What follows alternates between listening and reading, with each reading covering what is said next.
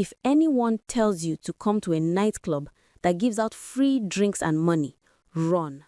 In Lagos, they say when the rich start handing out free money in a club, it's not charity, it's sacrifice. Martin thought his luck had finally changed. They said free money, free drinks. But by sunrise, one of them was in a grave and the other was in a hospital. Beware of nightclubs. When the lights go out, the spirits eats. Martin was 26 years old, but his body had already started to forget what hope felt like. Every morning, for the past 8 months, he would wake up in his mother's small sitting room in Lagos, and the first thing he would do was check his phone, refreshing his email, scrolling through job sites, hoping that someone, anyone, would see his qualifications and think he was worth hiring. His certificate from the Polytechnic hung on the wall like a beautiful lie. Everyone had told him it would open doors. It had only opened a door to disappointment. His friend Bola was having the same nightmare, except Bola was angrier about it. They had been friends since secondary school, the kind of friendship where you don't need to explain yourself because the other person already understands the weight you carry. Bola's anger was different though. It burned hot and fast like petrol catching fire. Martin, my guy, Bola said one evening as they sat on the crumbling fence outside Martin's compound, passing a cigarette between them. I'm tired of this life, you know. We finished school, we have certificates, we have sense, yet we're here watching ourselves waste away like bananas in the sun. Martin did not respond immediately. He was watching the sunset paint the sky in shades of orange and purple, beautiful and tragic, like everything in Lagos. The city was alive with noise, generators humming, car horns blaring, people shouting, but he felt completely still inside, like a photograph of himself rather than the real thing. What can we do? Martin finally answered, and even as the words left his mouth, he hated how defeated they sounded. Even the big companies are not hiring. Even people with connections are struggling. It was true. Their families had done everything they could. Martin's mother sold vegetables at the market, her back bent from years of standing in the sun. Bola's father was a security guard who came home every evening too tired to speak. Both families had sacrificed everything for their education, believing it would be their ticket out of poverty. Instead, they were now watching their sons return to the same place of struggle, like water returning to the ocean. That night, as Martin lay on his thin mattress, listening to the sounds of the Lagos night, the stray dogs fighting, the night traders calling out their goods, someone's child crying in a nearby room, he felt something dangerous taking root in his chest. It was a feeling he recognized but had been trying to push away. Desperation. Desperation is a clever thing. It doesn't feel like weakness at first. It feels like freedom. The next morning, Bola arrived at Martin's house earlier than usual, his eyes shining with something Martin couldn't name. It was neither hope nor excitement. It was something sharper. "Brother, I'm going somewhere tonight and I want you to come with me," Bola said, and there was an energy in his voice that made Martin sit up and pay attention. "There's a place, a nightclub, very big, very fine. They call it the Velvet Room."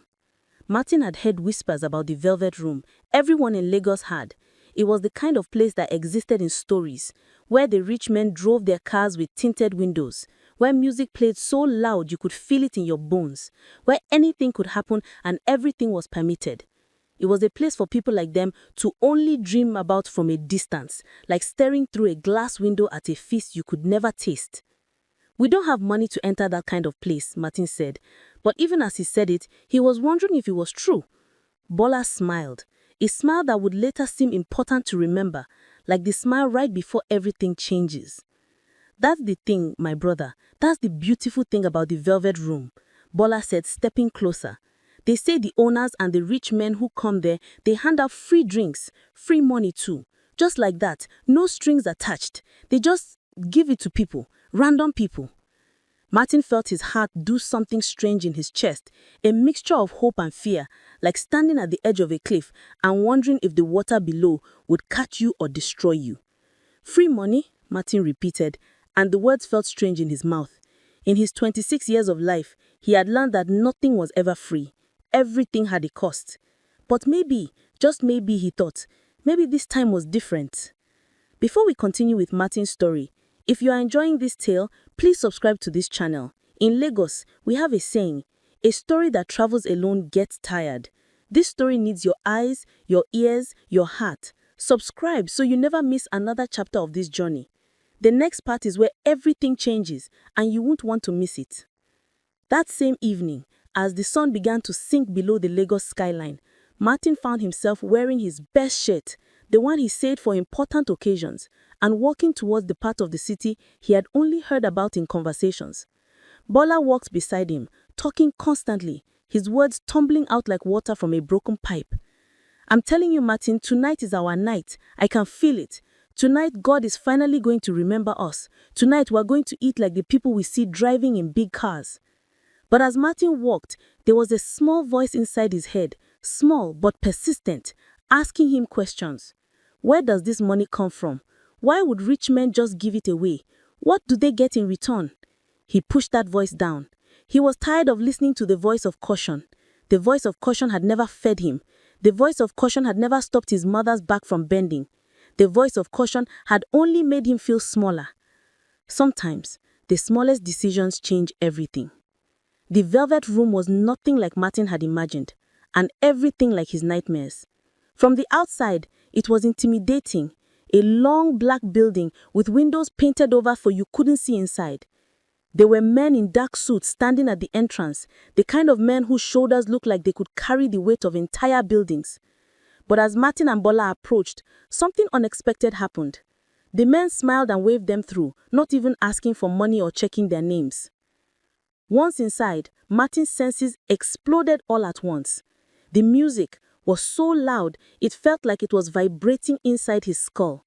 Red and blue light flashed across the faces of hundreds of people.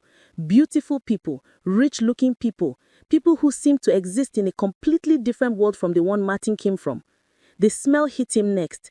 Expensive perfume, mixed with sweat, alcohol, and something else he couldn't identify. The air felt thick, almost liquid, like he was swimming rather than walking. And then there were the dancers, men and women moving their bodies in ways that made Martin's stomach feel strange and tight.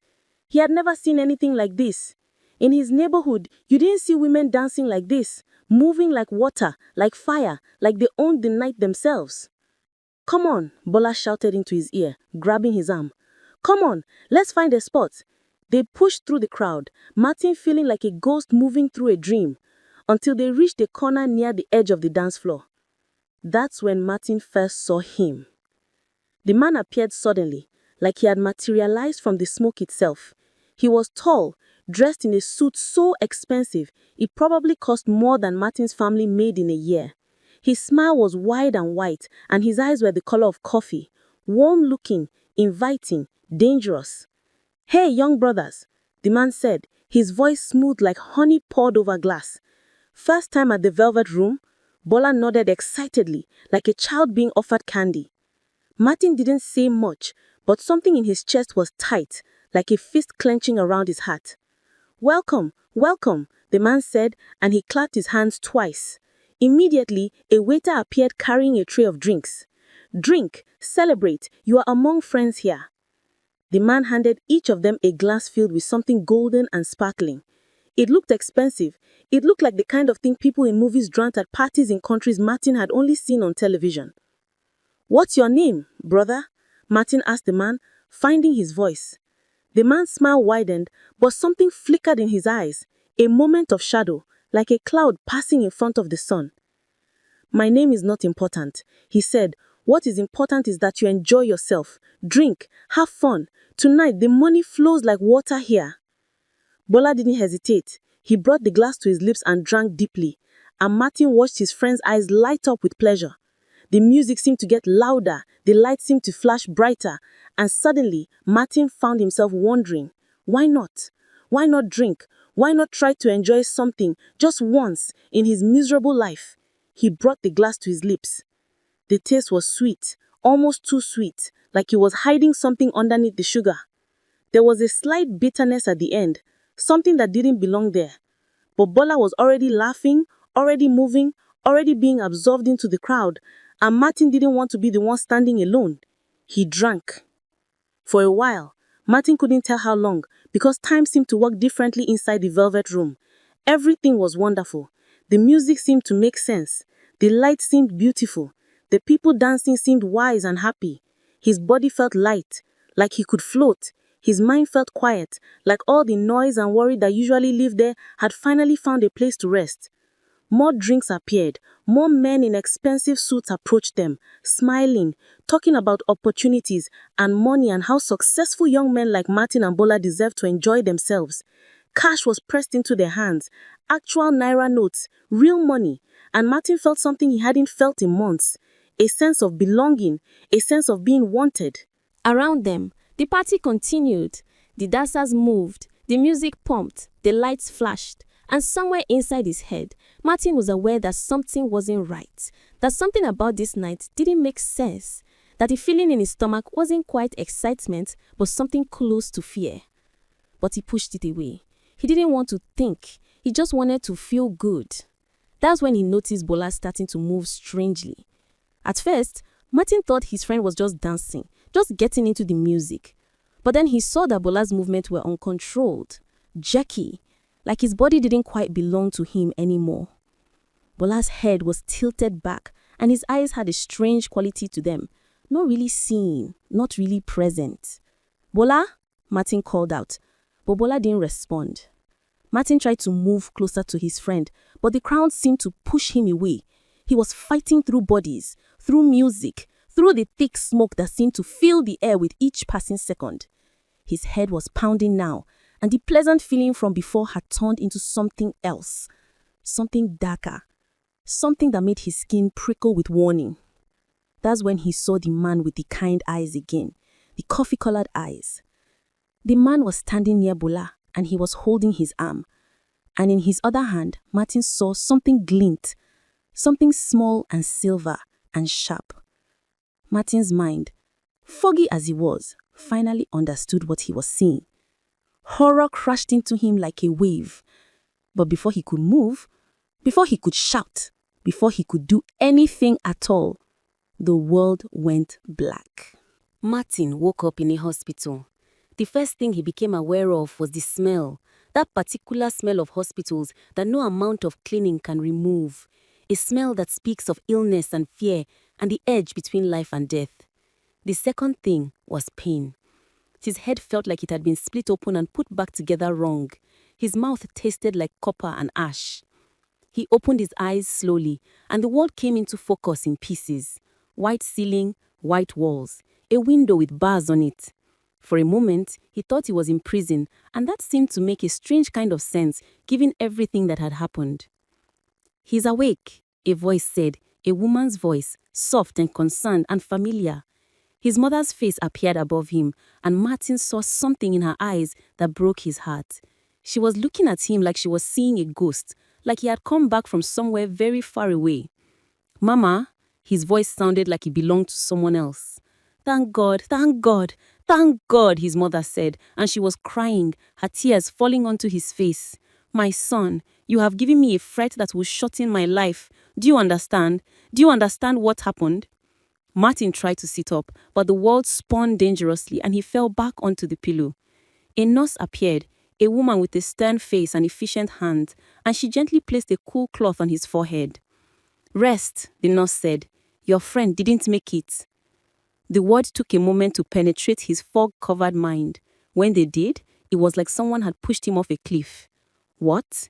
he whispered. Martin's mother made a sound like an animal wounded, a sound like a mother whose child has died. She gripped his hand so tightly it hurt. "Bola," she said, her voice breaking. "My son, Bola, they found him in the street, near that nightclub." His heart had stopped. "When they brought you to the hospital, you were barely breathing. You had a mark on your neck, like something had been pierced into your skin." Martin's hand went to his neck automatically. There was a bandage there, and underneath it a dull ache. He touched it gently, and memories began to come back. Not clear, not in order, but fragments. The music, the lights, the sweet-tasting drink, the moment when everything had gone wrong. Over the next 3 days, as Martin lay in the hospital bed and his strength slowly returned, he learned what had happened. A security guard doing his rounds had found Bola collapsed in an alley behind the velvet room. At first, they thought he had overdosed, that he had taken drugs and his body couldn't handle it. But the police investigation that followed revealed something else entirely.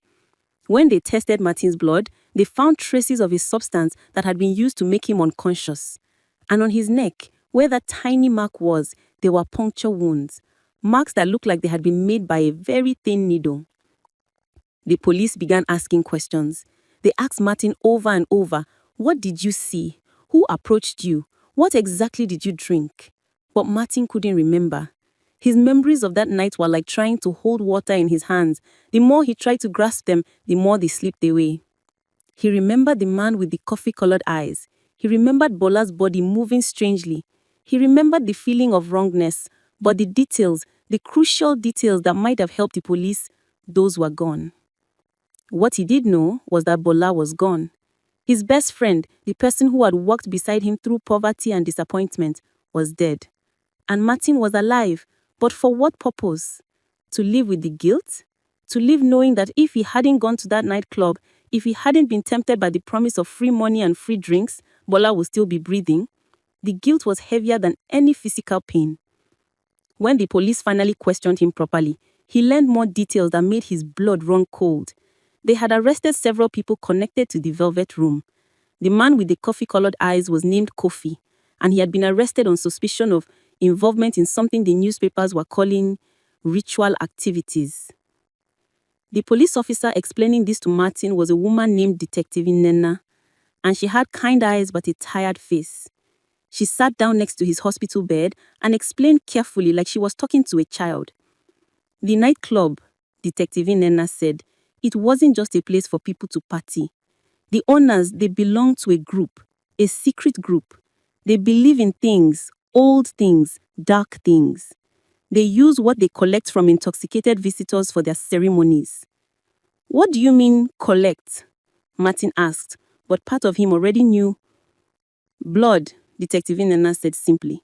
"They take blood. Your friend's body showed signs that they had taken a large quantity. His heart, already weakened by whatever they had put in his drink, couldn't handle it."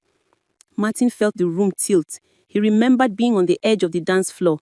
He remembered Bola's body going rigid. He remembered the man with the coffee-colored eyes standing nearby with something that glinted in the light. That something had been a needle. That something had been draining the life out of his best friend. And Martin was too intoxicated, too trapped in his own desperate need for an escape to stop it. When Martin was released from the hospital 2 weeks later, he was a different person. His mother brought him home, and he went back to sleeping in the sitting room, back to the same small space where his story had begun, but everything felt different now. The walls that seemed cramped before now felt suffocating. The sounds of the neighborhood that had once been comforting now sounded like they were mocking him. In the mornings, he would wake up and the first thing he would think was, "Bola is dead because of me, because I wanted money, because I wanted to escape, because I was weak." He stopped looking for jobs. What was the point? He might not have held the needle, but he had walked into that nightclub willingly. He had drunk the drink. He had distracted Bola with his presence instead of stopping him from making the same mistake. He was as guilty as the men they had arrested. His mother tried to talk to him. She would place food in front of him that he wouldn't eat. She would sit beside him and try to start conversations that he couldn't finish. He could see the worry eating her alive, making her age faster than time should allow, but he couldn't make himself care. Self-pity had wrapped around him like a chain, and he had no strength to break it. 3 months after Bola's death, Martin was sitting outside the compound one evening when Bola's mother came to see him.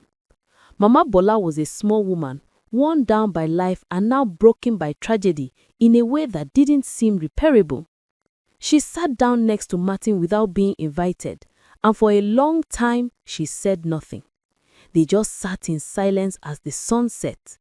Finally, she spoke.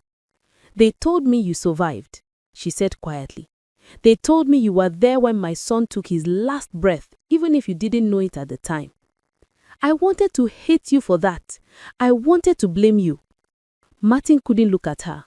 He felt tears starting to come, but he held them back. He didn't deserve tears. He didn't deserve sadness. He deserved punishment. But my son loved you, Mama Bola continued, and her voice cracked. He talked about you constantly, about how you were his brother, about how you two would make it out of poverty together. He chose to go to that nightclub that night, Martin. You didn't force him. We don't get to decide what happens to other people. We only get to decide what we do with our own lives. She reached over and took his hand. Her hand was small and rough from years of work, and her grip was surprisingly strong. My son is gone, and that is a pain that will never leave me. But adding more sorrow to this world, more waste, that's not honoring his memory. If you perish sitting here in your pity, then 2 young men will have been lost, and for nothing. She stood up to leave, moving slowly like her bones hot. She said, "Your friend deserves better. He deserves for you to live, really live, not just exist like a ghost in your mother's sitting room. Live, Martin. If you won't do it for yourself, do it for him." After Mama Bola left, Martin sat in the darkness for a long time, and something began to shift inside him. Not quickly, not completely, but like the first movement of a plant pushing through soil towards the sun. The change didn't happen all at once. It happened in small steps, like climbing stairs in the dark, feeling for each step before putting your weight on it. First, Martin started eating. His mother noticed and her face showed relief so complete it broke Martin's heart. He was killing her with his despair, and he was finally understanding that. Then he started to go outside during the day. He would sit outside the compound and watch people pass, going to work, going to school, going about their lives, and he would feel something like envy, but also something like understanding. Everyone had burdens, everyone had pain, but everyone kept moving. After 2 more months, something happened that Martin didn't expect. The police contacted him again. Detective Nena came to his house with news. They had built a strong case against the people connected to the Velvet Room, and they wanted Martin to testify in court. Would he do it? Would he be willing to stand up and tell what he had seen that night? Martin's first instinct was to say no. He couldn't go back to that part of the city. He couldn't face those people. He was terrified. But then he thought about Bola. He thought about all the other young people like them who were desperate, who were hungry, who were looking for a way out of poverty. He thought about how many more might end up in that nightclub, how many more might not wake up in a hospital bed. "I'll do it," he told Detective Nena. "Even though your memories are not clear?" the detective asked. "Even though," Martin said, "because what I do remember is real, and Bola's death is real, and that has to mean something." Preparing for court was difficult. Martin had to meet with lawyers and go over his testimony again and again. He had to describe that night in detail, and each time he did, he was transported back there. Back to the music and the lights and the feeling of something being terribly wrong. But each time, it got a little easier. Each time, he felt a little stronger. Because he was doing something. He was fighting back against the darkness. In the courtroom, Martin stood before everyone and told his story. He described the man with the coffee-colored eyes. He described the sweet-tasting drinks. He described watching his best friend's body begin to fail while he was too intoxicated to help. He described the needle mark on his own neck when he woke up. His voice shook, his hands shook, but he got through it. The prosecution had other evidence, medical evidence, testimonies from other survivors, records from inside the Velvet Room. When all the pieces came together, the picture was undeniable. The nightclub was not just a place for people to party. It was a hunting ground for a group of people who believed in rituals and were willing to hurt others to practice them. Kofi, the man with the coffee-colored eyes, was convicted along with 7 other people. They received long prison sentences. When the verdict came down, Martin felt something he didn't expect to feel. Not joy, but a kind of peace. Not happiness, but a sense that something had been corrected. that justice had been served and that Bola's death had not been in vain. That night, Martin sat with his mother and she held his hand like she used to do when he was young. "I'm proud of you," she said simply. "I'm proud of my son." And for the first time since that terrible night, Martin cried. Not tears of despair, but tears of release, like rain washing something clean. 2 years later, Martin stood in the small office of a community organization called Second Chances, and he was training new volunteers. His official title was Youth Outreach Coordinator, and the work he did was simple but important. He met with young people in the poorer parts of Lagos, people like he used to be, people who were desperate and hungry and looking for a way out of poverty. He listened to their stories, he understood their pain, and most importantly, he showed them a different way forward. The organization started when a woman named Rita, a social worker who had been involved in his case, approached him with an idea. She had seen the transformation in him. She had seen how the broken young man in the hospital bed had become someone who could help others. She asked him if he would consider using his experience to keep other young people from making the same mistakes. At first, Martin said no. He didn't think he had anything to offer. But Rita was persistent, and eventually, Martin had agreed just to try. Just one session, just one group of young people. That first session, he was terrified. His hands shook as he stood in front of a room full of teenagers and young adults, all of them looking at him with curious eyes. He had prepared a speech, practiced the words, but when he opened his mouth, what came out was not a speech at all. It was his story, all of it. The desperation, the temptation, the terrible night, the guilt, the grief, the slow climb back to something that resembled life. When he finished, there was silence. Then one young man, a boy who couldn't have been more than 18, raised his hand. "So you're saying that the easy way, the quick way, that's never the real way," the boy said slowly. Martin thought about this. He thought about the money he had received that night at the Velvet Room. He thought about how good it had felt for those few hours before everything collapsed. He thought about all the money in the world not being worth a single moment with his best friend. "Yes," Martin said. "I'm saying that the real way is harder. It takes longer. It doesn't feel like luck or magic, but it's the only way that doesn't cost you your life." Word spread. Young people started to come to listen to Martin speak. More organizations reached out. Other survivors of dangerous situations began joining the program. Martin found himself working with people who had experienced trafficking, exploitation, and abuse. He found himself helping people who were exactly where he had been, at the bottom of a well, looking up at a small circle of sky, wondering if they would ever climb out again. One day, 2 years into his work at Second Chances, a young woman came to one of his sessions. Her name was Neka, and she was quiet and cautious, like someone who had learned not to trust easily. After the session, she approached him. "I almost went to the Velvet Room," she told him quietly. "My friend told me about it, told me about the free money. I was ready to go. Then I saw your story on a video someone shared, and I didn't go." Martin felt something inside him shift. In that moment, all the pain he had carried, all the guilt, all the darkness, it suddenly had meaning. Because this young woman standing in front of him was alive, she was safe, and it was because he had chosen to speak about his experience. "Thank you for telling me that," he said to Neka. "Really, thank you." "No," Neka said, "thank you for not giving up, for staying alive." 6 months later, Martin was offered a promotion. The organization wanted him to develop an entire program around predatory nightclubs and how to recognize danger.